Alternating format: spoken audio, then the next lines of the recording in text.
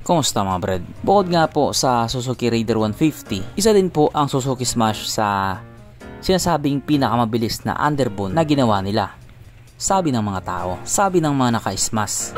Medyo mahirap paniwalaan, no? At speaking of mahirap paniwalaan, meron po kasi yung kumakalat ngayon or nagtitrending na di umano naglabas na daw si Suzuki ng isang upgraded na Smash. At ito nga daw po ang Suzuki Smash 155cc. Yan nga daw po yung itsura niya. Sa unang tingin, mukha talaga siyang totoo. At ang dami nga din pong naniwala. Well, hindi ko kayo masisi doon.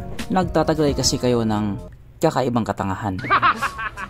Brad, 2025 na. Kung titignan mo kasi sa website ng Suzuki Motorcycle, wala po talagang ganyan. At wala din pong ina-announce si Suzuki na maglalabas sila ng ganyan. Raider nga, hindi pa nag-upgrade, yan pa kaya. Sa madaling salita, yan po ay isang peke. Yes po, hindi po yan totoo. Kung sisipatin mo nga po siyang mabuti, yung sa harapang bahagi, Smash talaga. Samantalang yung sa likurang bahagi naman po, para siyang Raider 150. Para nga po siyang pinagsamang Smash at Raider. At kung sino man po ang gumawa nito, magaling kang kupal ka.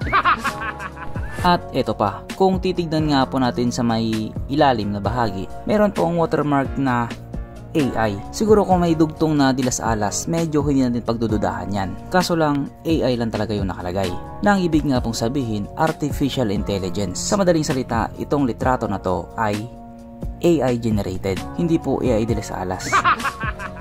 Pero, hindi naman po natin totally sinasabing hindi talaga pwede ang ganyan. Kasi nga, pwedeng-pwede naman talaga. Sa panahon ngayon, wala na pong imposible. Pwedeng-pwede naman talaga silang gumawa ng Suzuki Smash 155 kung gugustuhin talaga nila. Kaso lang sa ngayon, medyo malabo pa sa sabaw ng pusit. Kaya, wag na po muna kayo mag-expect. Iba kasi sinasabi na agad nila, bibili ako niyan, pag-iipunan ko yan, magpapabili ako kay mama niyan.